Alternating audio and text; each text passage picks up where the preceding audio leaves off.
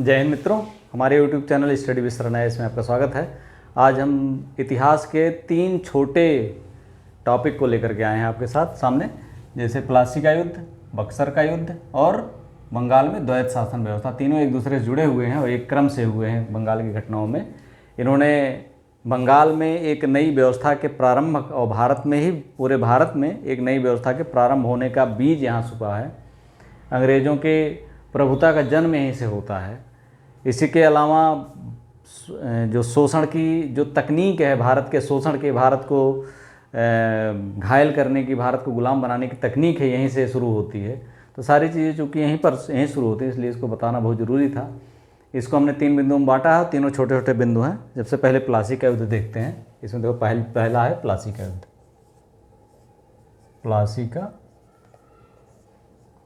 युद्ध ये कब हुआ था?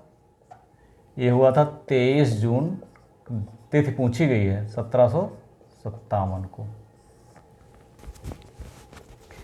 कहाँ हुई थी? प्लासी के मैदान में, मुर्शिदाबाद के दक्षिण में एक स्थान है। मुर्शिदाबाद के दक्षिण में प्लासी गांव है, एक प्लासी गांव था, वहीं पर हुई थी ये युद्ध। और पश्चिम बंगाल, वर्तमान में स्थिति इसकी पश्चिम बंगाल में है। सब लोग जानते हैं पश्चिम बंगाल कहाँ पे है, तो बवाल चल रहा है इस समय।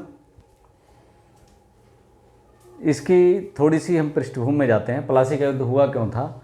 सिराजुद्दौला जब शासक बना तो ये एक प्रभुत्व संपन्न शासक था। बंगाल का एक समृद्ध राज्य था बंगाल उस समय।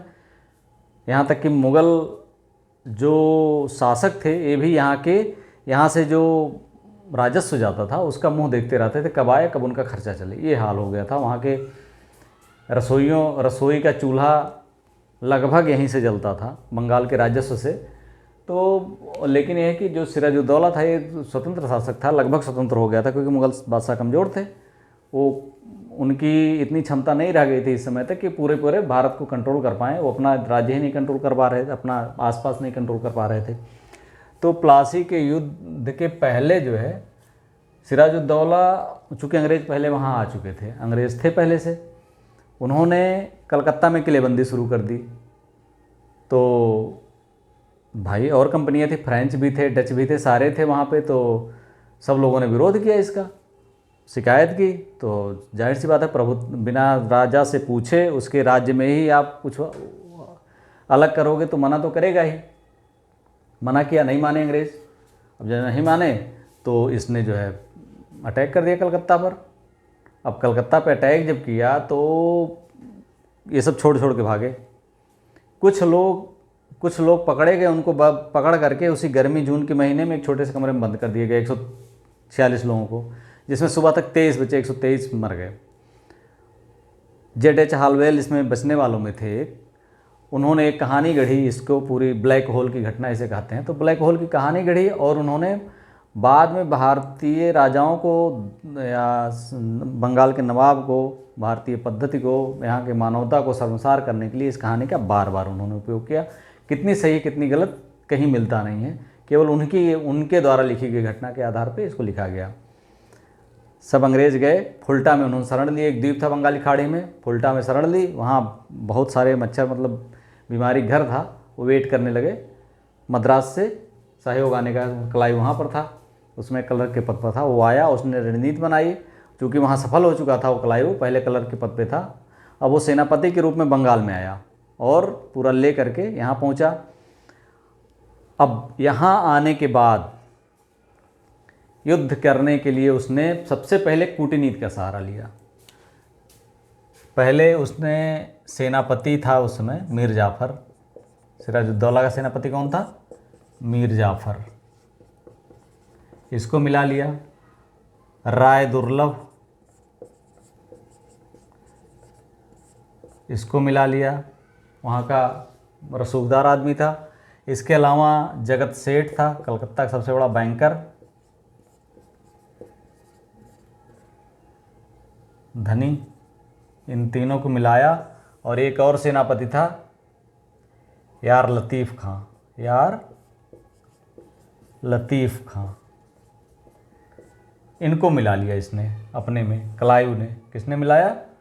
क्लाइव ने तैयारी, युद्ध लड़ने के पहले इसने इनको मिला लिया अपने पास।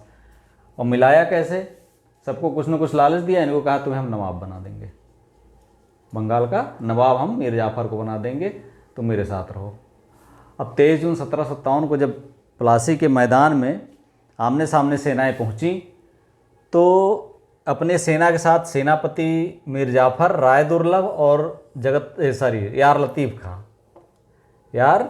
खां, ये तीनों जो है अपनी सेना के साथ खड़े रहे किनारे। इन्होंने एक भी गोला नहीं दागा, एक भी गोला नहीं दागा। ये तो भला हो, थोड़ी इज्जत बचाने के लिए मीर मदान और मोहनलाल सुबह थोड़ा मोर्चा थामे, लेकिन ये बेचारे वीरगति को प्राप्त हुए, मीर मदान और मोहनलाल। इन लोगों की मृत्यु के बाद जब देखा कि ये तीनों गोला, एक भी गोला दागे बिना किनारे खड़े हैं, तो अभी समझ गया सिराजुद्दौला। जवानी के उन्माद में इसने पूरी तैयारी की नहीं थी, ना पूरे लोगों को देखा था, भागने लगा महल की तरफ। मीर जाफ़र के लड़के मीरन ने इसका गला वहीं भागते ही काट दिया। इनकी कहानी खत्म हो गई मीर जाफ़र की। एक प्रभुता संपन्न, एक थोड़ा सा योग्य जो नवाब था वो ख़त्म हो गया, मीर जाफ़र नवाब बना दिया गया। क्या हो गया? मीर जाफ़र नवाब बना दिया गया। इसने करीब 1757 से 60 के बीच में करीब 1 करोड़ घूस दिए कंपनी को, कंपनी के अधिकारियों को। इसके अलावा 37,70,833 पाउंड जो है ये युद्ध हर्जाना के रूप में दिया गया कंपनी को।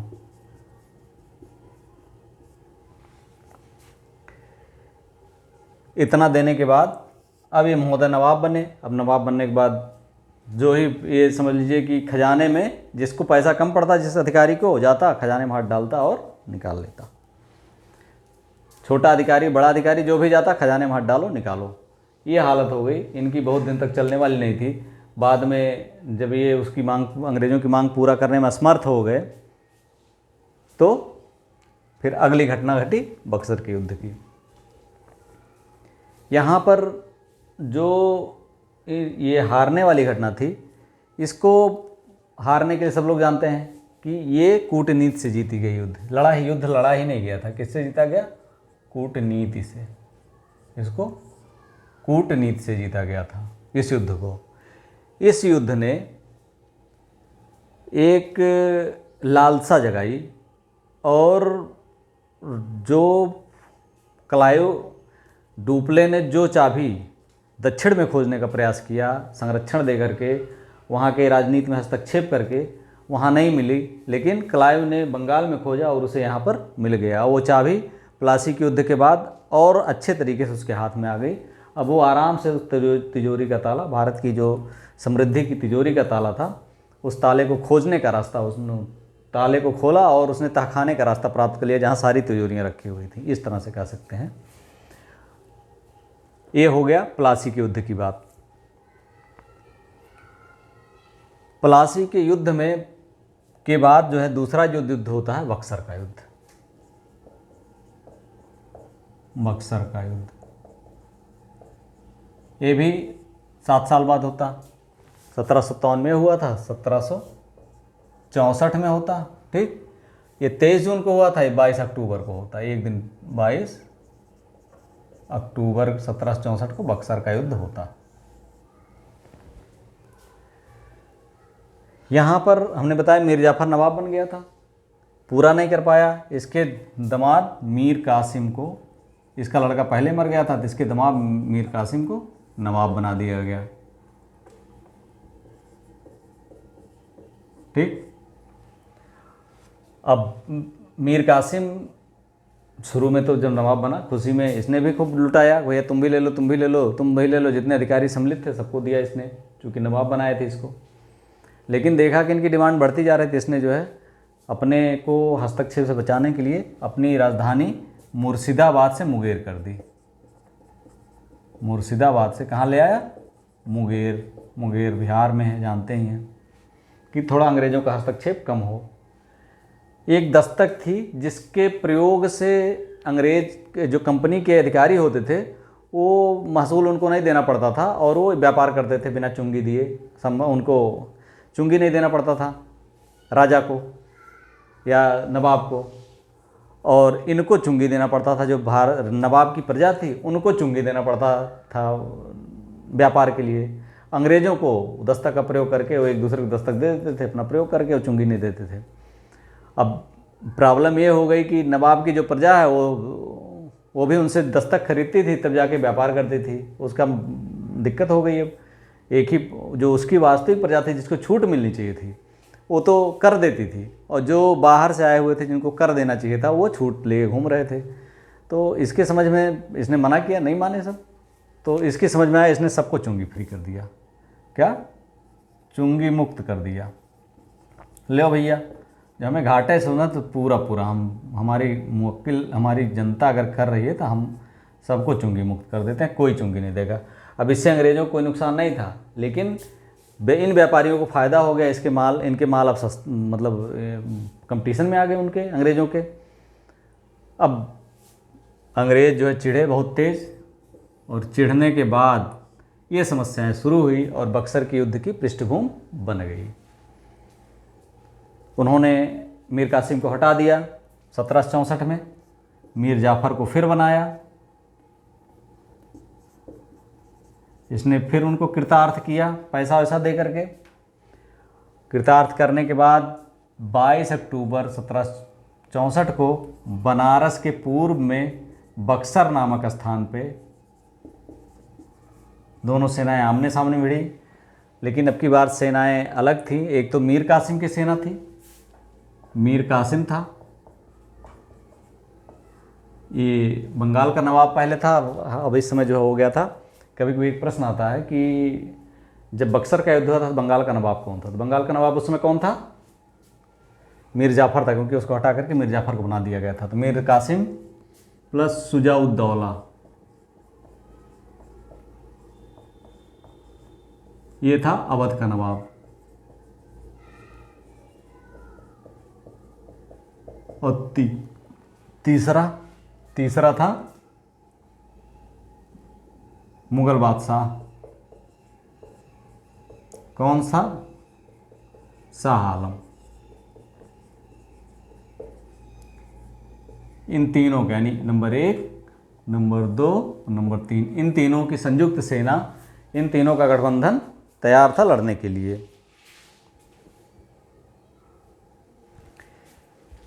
अब युद्ध बक्सर के पास हुआ। अब की बार फिर कूटनीति तो खेली गई और अवध शुजाउद्दौला के 3 सेनापति कह सकते हैं, छोटे सेनापति, इनको अपनी तरफ उसने पहले ही मिला लिया था। लेकिन फिर भी युद्ध लड़ा गया। अंग्रेज़ों की तरफ से था हेक्टर मनरो, इनके अपोजिट में हेक्टर मनरो, और शीघ्र ही युद्ध अंग्रेज़ों ने जीत लिया। अंग्रेज विजयी हुए। ठीक, हेक्टर मनरो के नेतृत्व में अंग्रेज विजयी हो गए, बक्सर जीत लिया गया। अब इसका फ़ायदा यह हुआ कि जस्ट तुरंत बाद 64 में बक्सर हुआ।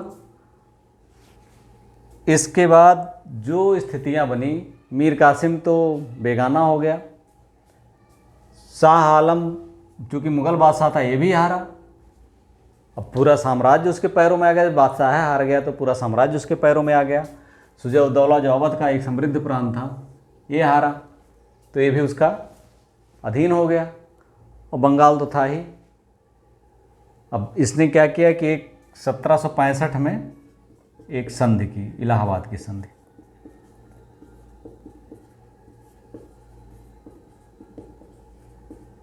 कब की? 12 अगस्त को 1765 में 11 एक इलाहाबाद की संधि की, और उस संधि के द्वारा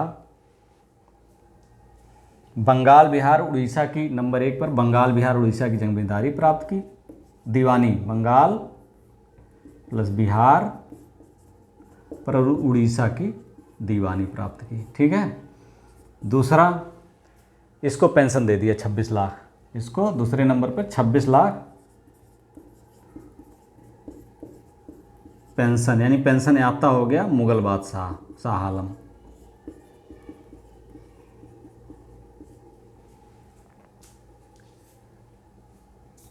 इसके अलावा कड़ा और मानिकपुर की जो जागीर थी वो शुजाउद्दौला छीन करके इसको दे दी गई, शाह आलम को दे दी गई, मुगल बादशाह को। ये 2-3 चीज़ें हुई। और बक्सर का युद्ध जो था, इसने एक जो कह सकते हैं कि प्लासी के युद्ध ने जो शुरुआत की थी, जिस चीज़ को जन्म दिया था, उसको प्रौढ़ कर दिया इसने। उस पर इसने पक्की मोहर लगा दी, उसकी प्रभुसत्ता पर। अब यहाँ से बंगाल से लेकर के दिल्ली तक इनके बीच में कोई नहीं था। बीच में अवध था, अवध को भी इसने एक साथ एक धूल चटा दी। बंगाल पहले से था, दिल्ली भी इनके कदमों में आ गया, इनका सम्राट पेंशन याफ्ता हो गया, काम ओके हो गया। तो इस तरह से बक्सर की युद्ध ने बहुत बड़ा गैप भरा। और एक जो कह सकते हैं कि जो प्लासी का युद्ध था, एक कूटनीति से जीता गया था, लेकिन यहाँ पर युद्ध हुआ था। बक्सर का युद्ध युद्धनीति से जीता गया। और यहाँ पर हारने का मूल कारण था कि मीर कासिम बिना तैयारी के आया था। शुजाउद्दौला और शाह आलम की जो सेना थी वो उतनी प्रशिक्षित नहीं थी, जिस तरह अंग्रेज़ थे उसकी 10% भी नहीं थी। प्रशिक्षण के नाम पर ये लोग केवल कह सकते हैं कि भोग विलास ही जानते थे। इस समय मुग़लों के उत्तरकालीन मुग़ल जो थे या उनके शासनकाल में जो भी राजा थे बहुत कम थे। बाद में जो हैदर अली हुआ, टीपू सुल्तान हुए, इस तरह के शासक थोड़े से अच्छे हुए, इन लोगों ने व्यवस्था बनाई, मराठे हुए। लेकिन जब कुछ ठोकर खाए तब, अभी तक तो ये ठोकर लगा ही नहीं था। इन लोगों ने बक्सर और एक तरह से बक्सर और प्लासी के द्वारा पूरे भारत को अंग्रेज़ों के पास, अंग्रेज़ों के चरणों में ले जाकर रख दिया। लो भैया, ये जागीर है हमारी, ये हमारा देश है, तुम ले जाओ, लूटो खाओ, जो मर्जी हो करो, हमें बख्श दो, हमें दे दो, हम कुछ अपना 10-20 लाख 50 लाख 26 लाख पा गया, अपना आराम से मौज करें। ये हुई प्लासी और बक्सर की बात। अब आते हैं द्वैत शासन क्या है। द्वैत शासन की बात करते हैं थोड़ा सा, यहाँ से मिटा देते हैं।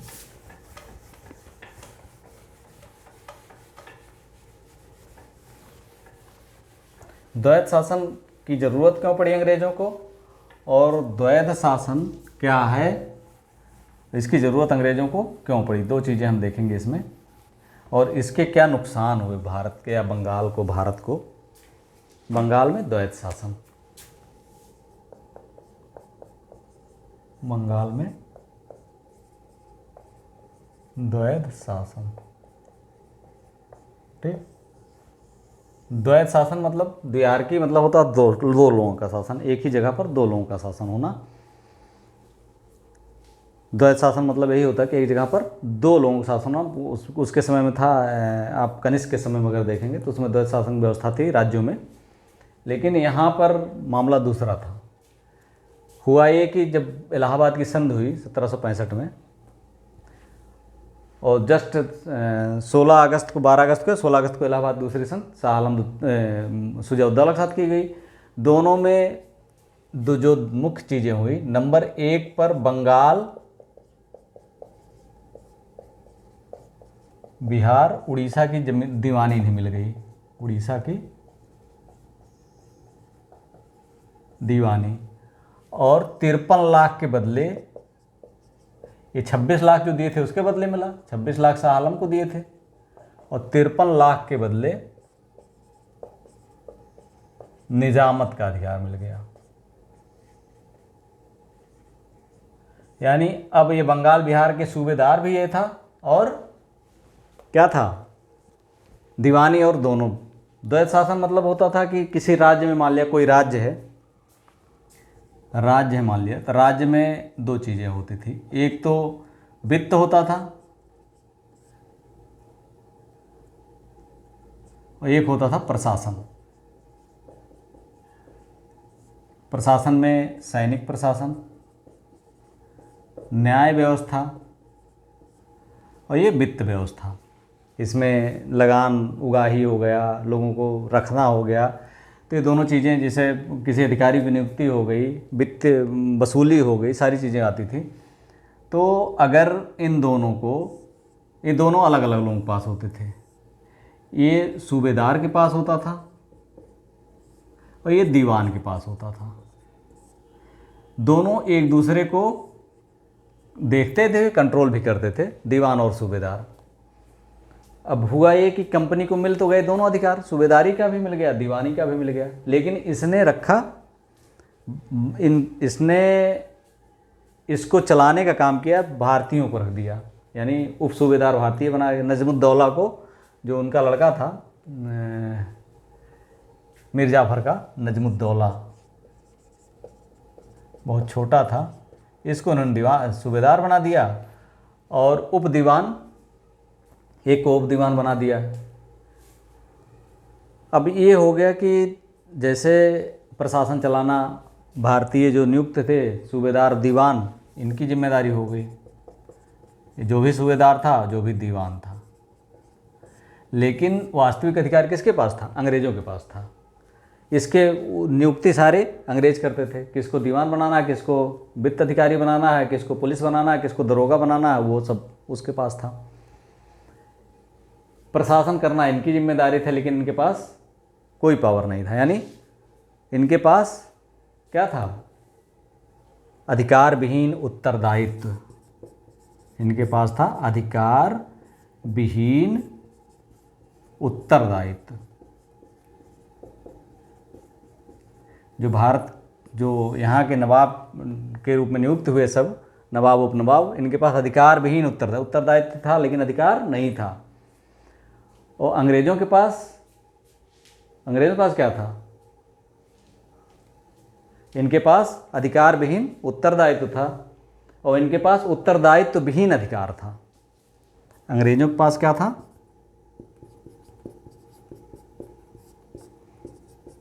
उत्तरदायित्व विहीन अधिकार, यानी अंग्रेज़ों के पास अधिकार तो बहुत थे, सारे अधिकार इनके पास थे, लेकिन उत्तरदायित्व तो कुछ नहीं था। यानी अगर कोई लूटपाट होती, डकैती होती है, अकाल पड़ता है, तो इनको अंग्रेज़ों को कोई जिम्मेदारी नहीं थी। भाई यहाँ के जो सूबेदार है, दीवान है, वो देखें, लेकिन इनके पास न वित्त था, न प्रशासन था, कुछ नहीं था इनके पास, लेकिन अधिकार विहीन उत्तरदायित्व इनका था। अधिकार नहीं था, उत्तरदायित्व सारा इनका था। तो यह है द्वैत शासन। अब द्वैत शासन जब ये ऐसी व्यवस्था होगी तो कैसे चलेगा? इसने पूरे बंगाल का तहस नहस कर दिया। शोषण, भ्रष्टाचार सब चरम पे पहुंच गया, क्योंकि जिसके पास उत्तरदायित्व है उसके पास अधिकार ही नहीं है, वो कुछ कर नहीं सकता है।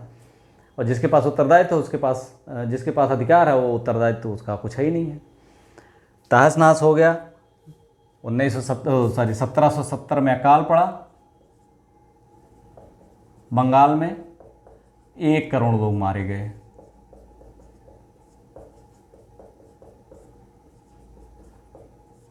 कहा जाता है कि इसमें लोगों ने एक दूसरे का मांस खाया। 1 करोड़ लोग मारे गए।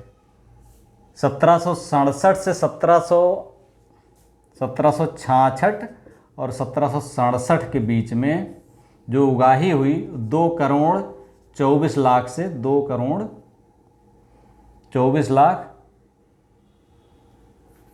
से 2 करोड़ 24 लाख से अधिक हुई, इतनी उगाही हुई। जबकि इसके पहले वाले वर्ष में 80 लाख हुई थी। सोच लीजिए, इसके पहले वाले वर्ष में 80 लाख उगाही हुई थी, जबकि इस वर्ष में 66-67 में 2 करोड़ 24 लाख से अधिक की उगाही हुई। इतना शोषण हुआ कि बंगाल में कुछ बचा है नहीं, केवल घास फूस जो उपजाऊ हुआ करता था वो सब खत्म हो गया। कॉर्नवालिस ने ब्रिटेन की संसद में सीधा कहा कि यहाँ पर अव्यवस्था, भ्रष्ट, ये लोभी, क्रूर, अराजकतावादियों का ये अड्डा बन गया है बंगाल। कंपनी का शासन वहाँ लोभी, क्रूर और अराजकतावादियों का अड्डा है। क्लाइव ने खुद कहा है कि कंपनी से अधिक भ्रष्टाचार, अव्यवस्था, कंपनी के शासन से अधिक भ्रष्टाचार, अव्यवस्था और अराजकता कहीं और नहीं है। क्लाइव ने खुद कहा है। इस तरह से द्वैत शासन ने बंगाल को मृतप्राय बना दिया है। भारत को तो बाद में लूटा अंग्रेज़ों ने, लेकिन बंगाल को पहले उन्होंने जो पाया पहले खाने के लिए, जैसे कहते हैं ना कि कोई भूखा आदमी हो, अचानक उसको कुछ खाता मिल जाए, तो टूट पड़ता है, उसके बाद वो नहीं देखता कि उसका पेट फट जाएगा कि वो आगे अगला भी भूखा खड़ा, मतलब कुछ भी इस तरह से वो कर सकता है कि अब कंट्रोल नहीं रह जाता। उस कंट्रोल के बाहर ही आकर के उसने बंगाल को तहस नहस कर दिया। अब दोनों चीज़ें देखिए, मतलब प्लासी, बक्सर और द्वैत शासन, तीनों चीज़ें एक दूसरे से जुड़ी हुई हैं और आपके एग्जाम के लिए बहुत ही महत्वपूर्ण है। वीडियो अगर आपको अच्छा लगा हो तो लाइक, सब्सक्राइब एंड शेयर। अगर अभी तक भी आपने सब्सक्राइब नहीं किया तो सब्सक्राइब कर लें। Thank you for watching.